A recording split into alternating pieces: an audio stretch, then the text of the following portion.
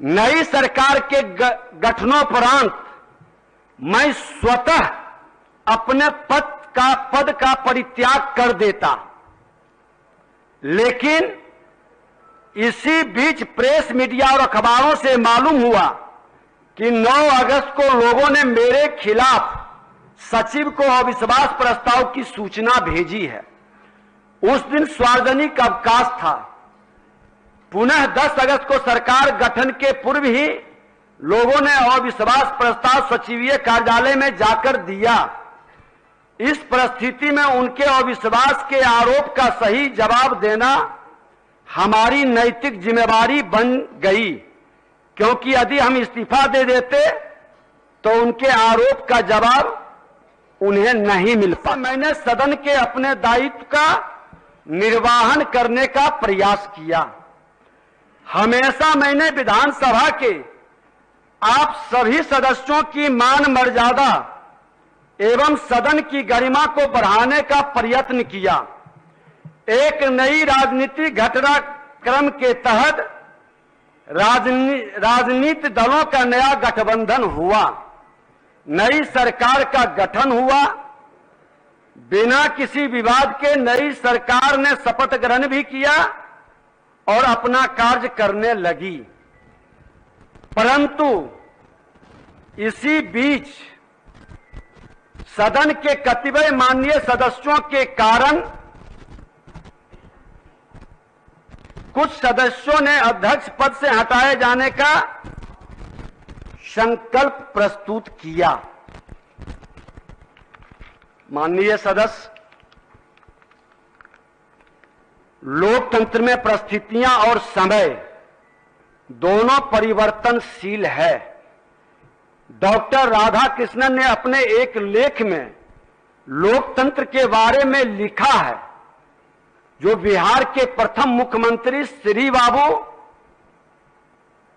और इस आसन पर बैठे हुए उस समय के अध्यक्ष हमारे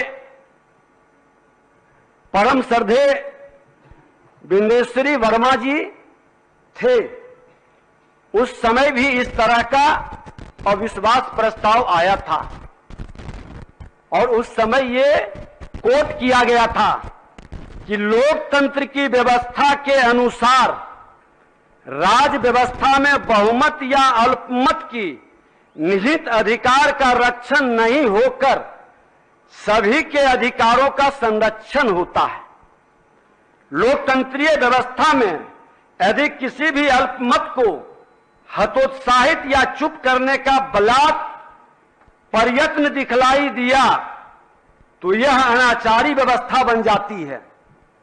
और हमेशा यह ध्यान रहे कि अनाचारी व्यवस्था शासन तंत्र को अत्याचार, व्यभिचार और भ्रष्टाचार के पथ पर अग्रसर करता है, जिसका परिणाम हम आप सभी देखे हैं, गवाह हैं। हम सभी माननीय सदस्यों से आग्रह करेंगे कि आपकी भावनाओं के अनुरूप आसन की मर्यादा का ध्यान रखकर हम अवश्य निर्णय लेते, लेकिन मुझे अफसोस है कि ऐसा करने का मुझे अवसर ही नहीं दिया गया।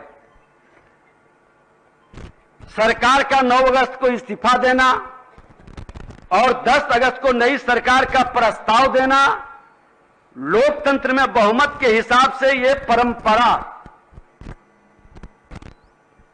नैतिकता पर हम चर्चा नहीं करेंगे। लोकतंत्र की खूबसूरती कहें या लोकतंत्र की बदसूरती कहें, ये जनता के ऊपर छोड़ते हैं, या लोकतंत्र का तकाजा है।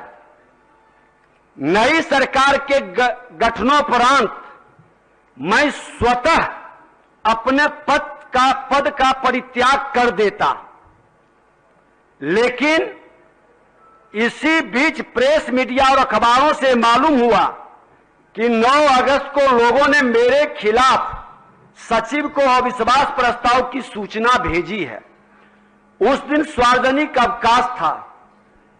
पुनः 10 अगस्त को सरकार गठन के पूर्व ही लोगों ने अविश्वास प्रस्ताव सचिवीय कार्यालय में जाकर दिया। इस परिस्थिति में उनके अविश्वास के आरोप का सही जवाब देना हमारी नैतिक जिम्मेवारी बन गई, क्योंकि यदि हम इस्तीफा दे देते तो उनके आरोप का जवाब उन्हें नहीं मिल पाता। माननीय सदस्यगण, आप सभी बिहार में लोकतंत्र के इस सबसे बड़े मंदिर के पुजारी हैं। मैं आप सभी को यह बताना चाहूंगा कि आपने जो अविश्वास प्रस्ताव लाया है वह अस्पष्ट है। 9 माननीय सदस्यों का पत्र मिला, जिसमें से 8 लोगों का प्रस्ताव नियमानुकूल प्रतीत नहीं होता है।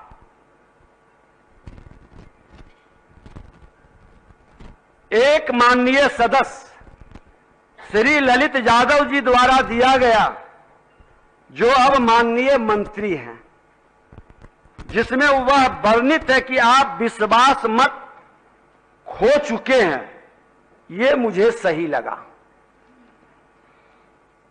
लेकिन मुझ पर अन्य आरोप जो कुछ माननीय सदस्यों द्वारा लगाया गया है, मनमानी करने का, कार्यशैली और व्यवहार अलोकतांत्रिक रखने का, तानाशाही प्रवृत्ति का, माननीय सदस्य खासकर श्री चंद्रशेखर जी जो अब माननीय शिक्षा मंत्री हैं, उन्होंने कहा कि मुझसे गौरवशाली परंपरा शर्मसार हुआ। माननीय सदस्यगण,